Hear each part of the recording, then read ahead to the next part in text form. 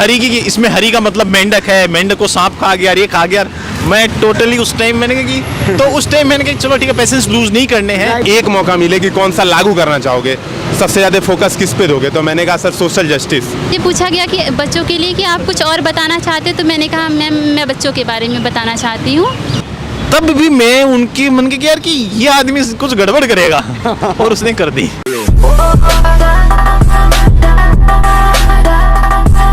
Sir आपका नाम? मेरा नाम विजय कुमार फालोर है। ओके, और आपका ऑप्शनल क्या है सर, और मीडियम कौन सा है? मेरा ऑप्शनल हिंदी लिटरेचर है और ऑप्शनल भी हिंदी है, और एजुकेशन? सॉरी मीडियम भी हिंदी है। एजुकेशनल बैकग्राउंड मैंने एमफिल किया है दिल्ली स्कूल ऑफ इकोनॉमिक्स से और अभी मैं पीएचडी कर रहा हूँ। ओके, सो कौन सा अटेम्प्ट है सर आपका? ये मेरा चौथा प्रयास है। चौथा प्रयास है। इसके पहले सर आप इंटरव्यू वगैरह फिर मेंस क्या हुआ? नहीं, इसके पहले मैंने ये कोई इंटरव्यू नहीं दिया था, ये मेरा पहला इंटरव्यू था। और ऑप्शनल मेरा कुछ और था, ज्योग्राफी था, जो कि मैंने इस साल चेंज किया है और पहली बार इंटरव्यू दिया है। ओके, तो सर आप इंटरव्यू देने के पहले जब आए होगे तो उसके पहले तैयारी की होगी इंटरव्यू, तो क्या क्या तैयारी की उसके लिए, क्या क्या किया आपने? हाँ, तैयारी मैंने करंट पढ़ा था जी। जो इश्यूज थे उनके बारे में थोड़ा थोड़ा ओपिनियन बनाए थे, दो चार पॉइंट जो बोल सकें, लेकिन मुझे नहीं लगता कि किसी की ज़रूरत पड़ी यहाँ पे। ओके, सो अभी क्या क्या पूछा गया आपसे देखा जाए? मुझसे सबसे पहले तो जो चेयरमैन सर थे उन्होंने एग्रीकल्चर के बारे में पूछा। उन्होंने गोदान के बारे में कि आपको क्या लगता है गोदान एग्रीकल्चर के बारे में क्या बताता है? मैंने कहा हाँ ठीक है। फिर उसके अलावा बाद में कि चलो आपसे एग्रीकल्चर पे बात करते हैं। एग्रीकल्चर में किसान को हम ऊर्जा दाता बनाना चाह रहे हैं, कौन सी क्यों बनाना चाह रहे हैं, कैसे? मैंने कहा सर ये योजना है इसके लिए। फिर उसके बाद में एक बीच में आदमी थे, उन्होंने जो पूछा मेरे को कुछ समझ नहीं आया। और उसके बाद नेक्स्ट जो आए उनके एक दो सवालों के मैंने ठीक जवाब दिए और फिर एक दो पे वो एग्री नहीं किए कि ओपिनियन बेस्ड दी थे कि मैं आपका नज़रिया जानना चाह रहा हूँ कि। और उन्होंने एक सवाल मुझसे पूछा था कि कोई तीन भूल रहा हूँ मैं कौन सा था, और फिर एक बीच में एक उसके बाद जो है उन्होंने जो मैंने जवाब दिए तो वो मेरे डोमेन से सवाल थे। उन्होंने नॉवेल्स के बारे में मुझे पूछा। अनफॉर्चुनेटली वो मैंने फॉर्चुनेटली मैंने वो नॉवेल सारे पढ़ रखे थे और उस पर मैं जब चेयरमैन सर की तरफ देख रहा था तो वो भी उससे थोड़ा सा एग्री हो रहे थे।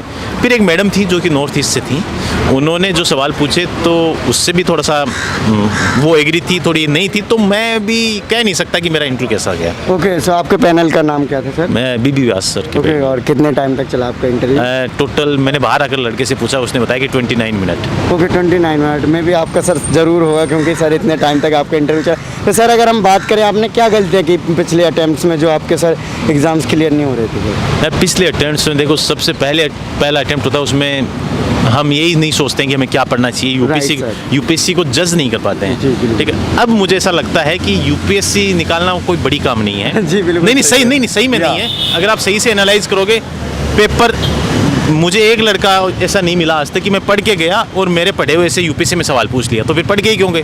जी। एक बेसिक नॉलेज आपको चाहिए होता है और उसके अलावा आधा काम गेस पे चलता है प्री में, ठीक है। और आपको क्वेश्चंस की लैंग्वेज और नेचर समझना होता है और आप कर जाते हैं, बहुत अच्छा स्कोर कर जाते हैं। फिर मेंस में भी आपको पेपर को एनालाइज करना होता है और बहुत कुछ आपके उस पेपर में एनालाइज कर लेंगे ना आप ढंग से, तो आपको पहले से पता होगा कि ये सवाल आने वाला है, इसमें मुझे ये लिखना है, ठीक है। तो लिमिटेड चीज़ों तक हम स्टिक रहें और लिमिटेड उन्हीं को बार बार रिवाइज करें, यही एक तरीका है। पहले हम किताबों का ढेर लगाते हैं, मैं ढेर कम करता गया, किताबें मेरे पास बहुत थोड़ी बची और उन्हीं में मुझे अब भी लगता है कि चलो ठीक है मेंस तो निकाल ही लेंगे, इंटरव्यू के बाद का पता नहीं। जी।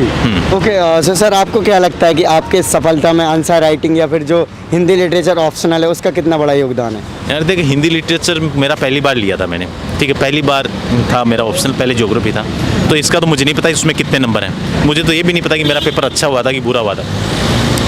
और आंसर राइटिंग मैं तो उन कैंडिडेट्स में से हूँ जो बहुत कम करता है, ठीक है।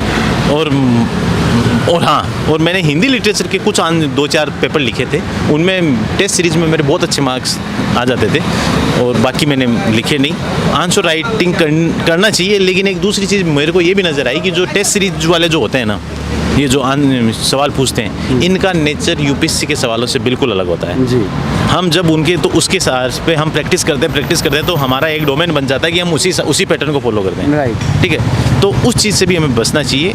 चीज़ें उसकी बजाय अगर हम यूपीएससी के पेपरों का आंसर लिखें, यूपीएससी के पेपरों का सही टाइम में आंसर लिखें, वो ज़्यादा बेहतर होगा। वो सबसे पहले लिखना चाहिए और फिर बाकी आप टेस्ट सीरीज किसी की लिखो। Yes, okay. सो सर, अगर हम बात करें यूपीएससी की तैयारी के साथ क्या स्टेट पीसीएस की तैयारी करना कितने हद तक सही है? मुझे तो लगता नहीं करनी चाहिए, क्योंकि यूपीएससी के लिए लिमिटेड चांस मिलते हैं। स्टेट की करनी है तो उसके बाद ही कर सकते हैं, जब यूपीएससी नहीं निकलेगा तो। सीरियस कैंडिडेट हैं तो यूपीएससी को सीरियसली दीजिए। अगर बीच में आ जा रही है तो आप छोड़ेंगे कि यार जल्दी से निकालिए, क्यों 30 साल का वेट कर रहे हो यूपीएससी निकालने का। हम जैसे लोगों को तो बाद में पता चला, 25 साल की उम्र में तो पता चला कि यूपीएससी की एग्ज़ाम की तैयारी कर सकते हैं, लेकिन आप 25 साल तक 26 साल तक पहले इसको दीजिए और उसको टाइम। हाँ, यूपीएससी की तैयारी से आजकल ज़्यादातर स्टेट पीसीएस सेम ही चीज़ हो गई है जी। तो वो की जा सकती है। जहाँ तक सिलेबस सेम है वहाँ तक ठीक है। अगर कुछ एक्स्ट्रा डिमांड कर रहा है, टाइम की डिमांड कर रहा है, तो नहीं करनी चाहिए, बाद में कर ली। ओके, सो जो नए स्टूडेंट्स हैं, आपकी गलतियों के अनुसार आपने जो सीखा है उनको मैसेज दीजिए सर। कि देखो, सबसे पहले तो इस चीज़ को निकाल दीजिए कि यूपीएससी कोई बहुत बड़ा गेम है, ये होगा निकालिए। और दूसरा ये है कि लिमिटेड सोर्सेज तक स्टिक होके रहिए। यूपीएससी के क्वेश्चंस को का नेचर समझिए, क्योंकि डेफिनेटली अगर आप कोशिश करेंगे ना तो उस नेचर को पकड़ ही लेंगे। ठीक है, अगर आप उस नेचर को पकड़ लेंगे तो आपका आधा काम आसान हो जाएगा, क्योंकि आधी चीज़ें तो जो सिलेक्ट हो जाते हैं उनको खुद ने भी आधा गेस पे ही काम किया था और आधा नॉलेज पे काम किया था। तो एक बेसिक नॉलेज डेवलप कीजिए। ठीक है, एनसीईआरटी कोई कहते हैं तो एनसीईआरटी के अलावा भी सोर्सेज है। एनसीईआरटी नहीं पढ़ते हैं तो उसके अलावा सोर्सेज है, उनको पढ़िए। टेक्स्ट बुक पढ़िए, जैसे कि मॉडर्न हिस्ट्री के लिए स्पेक्ट्रम से ज़्यादा पढ़ने की ज़रूरत नहीं है, पॉलिटी के लिए लक्ष्मीकांत से ज़्यादा पढ़ने की ज़रूरत नहीं है, करंट के लिए विजन से एक्स्ट्रा पढ़ने की ज़रूरत है ही नहीं। होना होगा उतने में काम हो जाएगा, नहीं होगा तो उसके बाद कुछ भी पढ़ लो, नहीं होगा। जी, ओके। आशु सर, आपने ऑप्शनल चेंज किया, वो क्या कारण था सर? ऑप्शनल में देखो, सच तो एक यही है कि हिंदी मीडियम में ज्योग्राफी में नंबर कम आते हैं। ठीक है, और मैंने ज्योग्राफी में मैं अपना बेस्ट लिख चुका था आंसर और मेरे मार्क्स आए 242। ओके, तो मैंने कहा कि इससे अच्छा है कि इसके चिपके रहो, इससे अच्छा है कि छोड़ दो। और हिंदी लिटरेचर ऐसा है जिसमें हिंदी मीडियम में सिलेक्शन हो रहे थे, तो मैंने ले लिया। और मेरा थोड़ा सा लैंग्वेज हिंदी में लिखने का मेरा थोड़ा सा तरीका ठीक है, क्योंकि मैं फेसबुक पर लिखता रहता हूँ, तो मुझे लगा कि इसका फ़ायदा लेते हैं। जी बिल्कुल। हाँ, ठीक है। ओके, सो सर एक चीज़ और, जैसे कि आप इंटरव्यू देने आए हो सर, देखा होगा कि यूट्यूब पे तमाम प्रकार के क्वेश्चंस पड़े रहते हैं जो डबल मीनिंग होते हैं।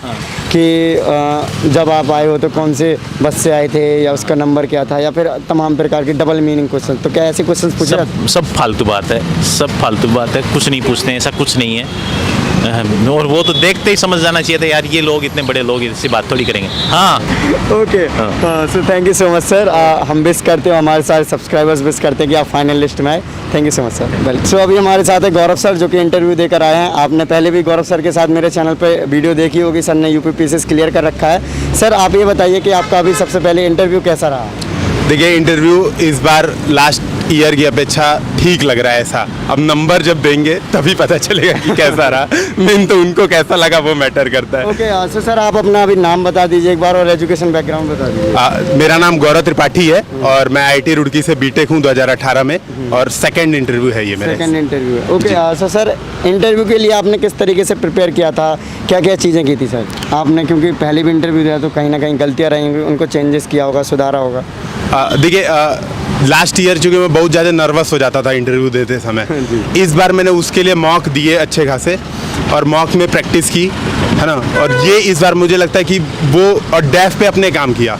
जो डिटेल एप्लीकेशन फॉर्म होता है उसी बेस्ड, जनरली वो क्वेश्चन उसी बेस्ड पूछ रहे हैं, सारा वही पूछ ही रहे हैं, तो उसी में कुछ उनको दिख जाता है तो उठा के पूछते हैं, नहीं तो मतलब वही तैयार कीजिए, सिंपल सी बात है। ओके, सो क्या क्या क्वेश्चंस पूछे गए सर अगर देखा जाए? देखिए, पहला क्वेश्चन जो कि हम लोग ने मतलब रात में ही कल प्रेडिक्ट भी किया था और हम लोग उसको कर भी रहते हैं डिस्कशन, पहला यही पूछा कि वो चीज़ बताओ जो डेफ में ना हो।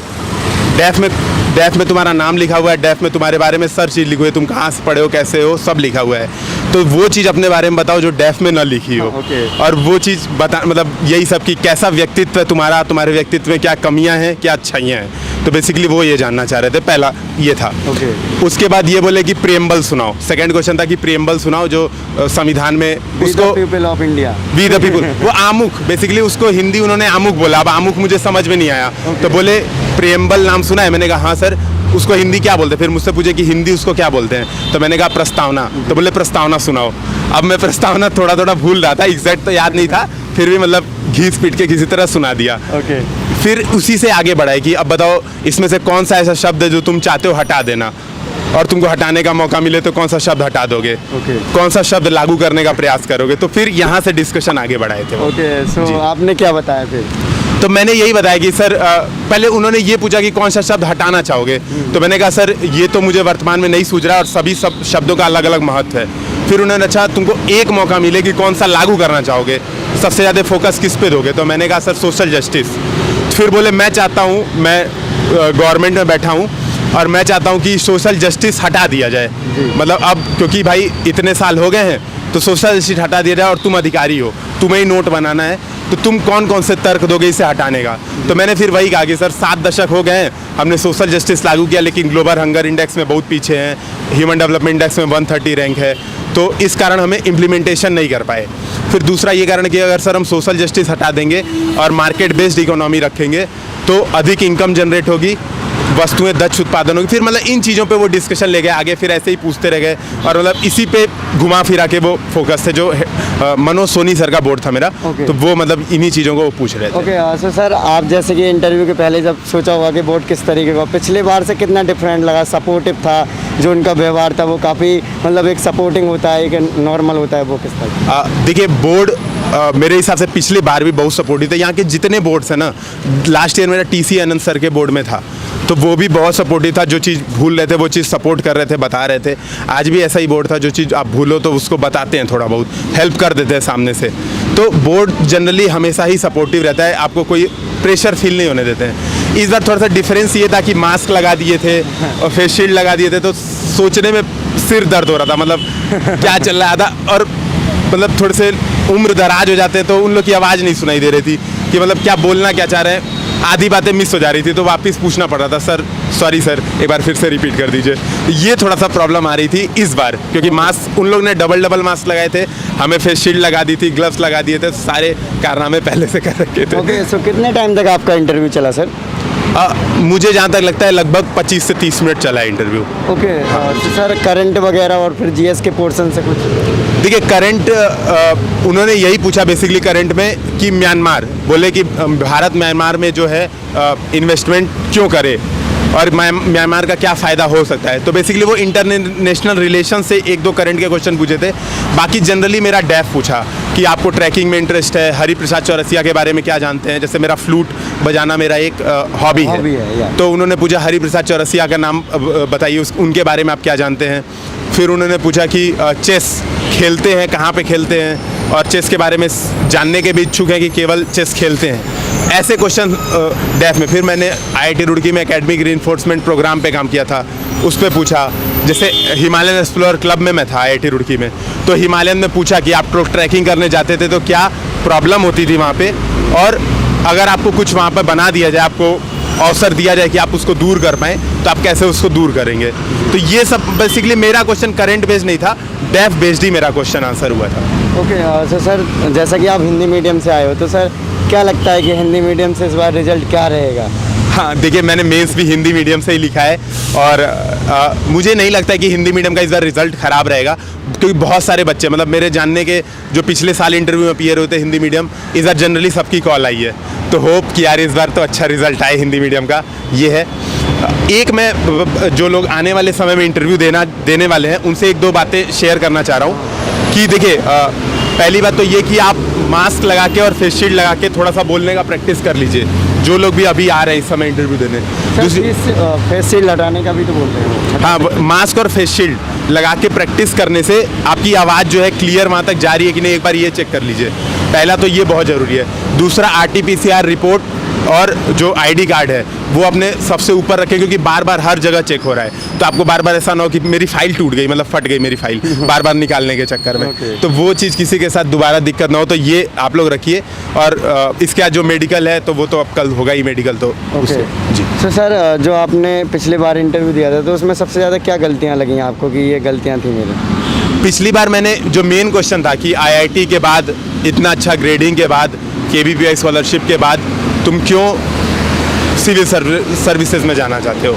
तो वो मैं नर्वस हो गया था, वहाँ पे मैंने प्रैक्टिस हालांकि की थी इस क्वेश्चन की, उसका आंसर नहीं दे पाया था लास्ट ईयर। इस बार वो क्वेश्चन ही नहीं आया, इस बार वो पूछा ही नहीं इन्होंने। मुझे लगता है उन्हें पता होगा कि लास्ट बार ऐसा कुछ पूछा जा सकता है, तो इन्होंने इस बार ये चीज़ पूछी नहीं। इस बार बेसिकली यही पूछा कि वो चीज़ बताओ जो डेफ में नहीं है। तो इंट्रोडक्शन थोड़ा सा हार्श नहीं था, लास्ट बार मेरा इंट्रोडक्शन बहुत हार्श हुआ था, वहाँ पे प्रॉब्लम। ओके, सो जो नए स्टूडेंट्स हैं उनके लिए क्या मैसेज रहेगा जो तैयारी करना है? हाँ देखिए, नए स्टूडेंट के लिए मैसेज यही रहेगा कि लगे रहिए, और अगर आप सिविल सर्विसेज से लगे हैं दिल से तो आज नहीं कल सिलेक्शन होना है, घबराना नहीं है। मैं खुद दूसरी बार इंटरव्यू दे रहा हूँ, मुझे पता है कि इंटरव्यू के बाद न सिलेक्शन होने का दर्द प्री से पहले छट जाने के दर्द से बहुत कम होता है, ठीक है। तो ये मुझे पता है, मेरी खुद की फीलिंग है। तो मैं सबसे यही कहूँगा कि यार लगे रहो शांति से, और इंटीग्रेटेड प्रिपरेशन करो, प्री मेंस इंटरव्यू साथ साथ करते रहो, होगा सिलेक्शन, कैसे नहीं होगा। ओके समय सर, ऑप्शनल के बारे में बता दीजिए। हाँ देखिए, मेरा भूगोल था ऑप्शनल, ठीक है, और भूगोल ऑप्शनल इस बार भी मैंने आपने चेंज भी किया था पहले, हाँ उसके बारे में। जी, मैंने भूगोल था मेरा 3 साल से, इस बार मेरा भूगोल ही है। अब मैंने चेंज करके मतलब हिंदी ले लिया, क्योंकि मुझे लग रहा था कि मेरा भूगोल बहुत ख़राब हुआ है। तो इस वजह से मैं ये भी नहीं एक्सपेक्ट कर रहा था कि मेरी इंटरव्यू कॉल आएगी, इतना ख़राब हुआ था मेरा भूगोल। तो अब आ गई है तो बात अलग है। हालांकि मैंने अब हिंदी लिटरेचर ले लिया है, क्योंकि मेरा मीडियम हिंदी है। तो मुझे लगता है जो कंटेंट मटेरियल है और जो टॉपर्स की कॉपी है जिससे आप सीख पाते हो, तो वो सब ज़्यादा अच्छे से हिंदी साहित्य का अवेलेबल है। इस वजह से मैंने स्विच कर दिया, और मैं नंबर भी नहीं आ रहे थे मेरे 3 बार से लगातार, तो ये कारण रहा है। क्या नाम? शालू, एजुकेशन बैकग्राउंड क्या नाम? बीटेक कंप्यूटर साइंस से ओके, है। और मैम आपका कौन सा अटेम्प्ट है ये मेरा 3rd अटेम्प्ट है। और आपका ऑप्शनल और medium? Political science and international relations है ऑप्शनल, और मेरा इंटरव्यू का मीडियम हिंदी है, और बाकी और एग्ज़ाम्स का मेंस का इंग्लिश था। ओके मैम, इसके पहले आपने कोई एग्ज़ाम्स और क्लियर किए हैं, उनके बारे में बताइए। नहीं, मैंने ये एग्ज़ाम अभी इस पहला इंटरव्यू दिया है अपना, और कोई एग्ज़ाम्स क्लियर नहीं इसके पहले और यूपीएससी का अटेम्प्ट दिए? यूपीएससी का अटेम्प्ट दिया था, उसमें प्रीलिम्स मेरा नहीं हुआ था, तो ये पहला मेंस Yes. और पहला इंटरव्यू जी है। मैम। ओके, सो मैम आपने इंटरव्यू में क्या पूछा गया, इसके पहले आप ये बताइए कि आपने इंटरव्यू के लिए तैयारी कैसे की थी मैम? क्या क्या आपने सोचा था कि हम इस तरीके से तैयारी, मॉक्स वगैरह हो गया, फिर जो अलग DAF वगैरह हो गया? तो मैंने मॉक्स दिए थे बहुत सारे, और मेरे जो भी डिटेल एप्लीकेशन फॉर्म में जो भी था मेरा एजुकेशनल बैकग्राउंड या फिर हॉबीज़, उन सब के रिगार्डिंग मैंने कुछ क्वेश्चंस लिख लिए थे, और क्वेश्चंस की लिस्ट प्रिपेयर की थी, तो उसी हिसाब से मैंने प्रिपेयर किया था। जी और जी ओके, सो मैम क्वेश्चंस आज क्या क्या पूछे गए आपसे? जो मेरे हॉबीज़ से बहुत सारे क्वेश्चंस पूछे गए, क्या और हॉबीज़ हैं आपकी ma'am? Traditional knowledge for sustainable development, okay, और बच्चे मुझे अच्छे लगते हैं तो उनके बारे में क्वेश्चन पूछा गया। और जी किस किस टाइप के क्वेश्चंस पूछे गए मैम? क्वेश्चंस बहुत ही सिंपल थे, कोई भी आंसर कर सकता है, तो उसमें कोई प्रिपरेशन होने की भी ज़रूरत नहीं है। आप जैसे हो, पर्सनालिटी आपकी जैसी है, बस वैसे ही दिखना है। हाँ, तो मैम क्वेश्चंस बताइए कि आपसे पर्टिकुलर क्या पूछा गया था उनके बारे में मैम? मुझे पूछा गया कि बच्चों के लिए कि आप कुछ और बताना चाहते हो, तो मैंने कहा मैम मैं बच्चों के बारे में बताना चाहती हूँ। और traditional knowledge for sustainable development, उन्होंने पूछा कि आप कोई ऐसा बताइए जिसको हम यूज़ कर सकते हैं। और मेरा एजुकेशन जो है स्कूलिंग नवोदय विद्यालय से हुआ, तो उसके बारे में क्वेश्चंस पूछे मुझसे। इसके अलावा मैम करंट और GS वगैरह से? करंट और GS से मुझसे ज़्यादा क्वेश्चन नहीं पूछा, मेरा कंप्यूटर साइंस बैकग्राउंड था, इसलिए साइबर सिक्योरिटी के बारे में मुझसे पूछा। साइबर सिक्योरिटी के बारे में, ओके। सो मैम जब आप इंटरव्यू देने गए थे तो आपने क्या सोचा था कि इस टाइप के मुझसे क्वेश्चंस पूछे जाएंगे, या फिर जो एक कंफर्टेबल जोन या फिर कूलनेस जो होती है, क्या सोचा था कि वैसा माहौल मुझे वहाँ पे मिला? नहीं, बोर्ड जो थे बहुत कोऑपरेटिव थे, बहुत अच्छे थे, और जैसे लग रहा था हम उनसे बात कर रहे हैं, कोई इंटरव्यू हमारा नहीं हो रहा है, तो इसलिए डरने की बिल्कुल ज़रूरत नहीं है। ओके, सो कितने टाइम तक चला और आपके बोर्ड का क्या नाम है? आधे घंटे तक चला हमारा इंटरव्यू। ओके, और बोर्ड का नाम क्या था मैम? बोर्ड का नाम ओके ओके, कोई बात नहीं। ओके, सो मैम ये बताइए कि आपने जब इंटरव्यू पिछले बार इंटरव्यू के लिए नहीं आ पाए, प्रीलिम्स ही दिया आपने, तो प्रीलिम्स नहीं हुआ, तो मैम क्या गलतियाँ ऐसी करी आपने जो कि प्रीलिम्स नहीं हुआ? प्रीलिम्स मुझे लगता है कि वो कोई भी स्ट्रेटजी उसमें काम नहीं आएगी, अगर क्लिक होता है तो वो हो जाता है, और नहीं होता है तो आपने प्रिपरेशन की होगी फिर भी आपका नहीं हो सकता है। तो ऐसा कुछ भी नहीं है कि हमने नहीं किया अपनी तरफ से। जी ओके, सो मैम कहीं ना कहीं इंटरव्यू तक पहुंचाने में आंसर राइटिंग का बहुत बड़ा रोल होता है, और ऑप्शनल का भी। तो मैम आपके आंसर राइटिंग किस प्रकार से की और क्या रोल रहा आपका? मैंने आंसर राइटिंग ज़्यादा नहीं किए थे, मैंने जो पढ़ा था मैं पढ़ने पे ज़्यादा अपना टाइम देती थी, और जो पढ़ा था उसको बार बार रिवाइज़ करती थी और दिमाग में उसको रखती थी। और अगर एक बुक है तो मैं उसको जल्दी जल्दी नहीं पढ़ती थी, समझ समझ के पढ़ना है। पर आंसर राइटिंग भी ज़रूरी होता है, तो सबको अपने अपने स्ट्रेंथ पे काम करके अपनी स्ट्रेटजी बनानी चाहिए। ओके, सो मैम जो लोग नए हैं जो यूपीएससी की तैयारी करना चाहते हैं उनके लिए क्या मैसेज रहेगा आपका? उनके लिए यही मैसेज है कि आप कोशिश करो और सिलेक्शन होगा आपका, और डरना नहीं है और सोचना है कि हमारा सिलेक्शन होगा बस, Okay. चाहे आप जिस बैकग्राउंड के हो। Okay, so thank you so much ma'am. मैं और हमारे व्यूवर्स सारे विश करेंगे कि आप फाइनल लिस्ट में आए। Thank you so much.